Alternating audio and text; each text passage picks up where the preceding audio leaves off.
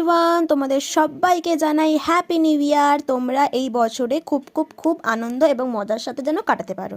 So আজকে আমরা সব ভাই বোন প্ল্যান করেছিলাম যে একটা বাড়িতে ফিস্ট হবে। বাইরে ঘুরতে যাইনি তো কি হয়েছে, আমরা বাড়িতেই এত মেম্বার, তাই আমরা সবাই সবাই বলতে ভাই বোনরা মিলেই ঠিক করেছিলাম যে আজকে একটা ফিস্ট হবে। সো আমরা কাটাকাটি করতে দেখতেই পেয়েছো বসে গেছি। তারপর দিদি এখানে চিকেনটাকে ম্যারিনেট করছিল, তারপর রিনি মানে আমার বোন ও বাড়ি চলে গেছিলো। তারপর ছোট দিদি আর আমি একটু বাইরে বসে বসে বিস্কিট খাচ্ছিলাম আর ও বাকি কাজটুকু সেরে রাখছিল। সো ইভিনিং টাইম এসে গেছে, এই সময় চিকেন পকোড়াটা ভাজার জন্য আমি তেল দিচ্ছিলাম এবং তেলটা গরম হচ্ছিল।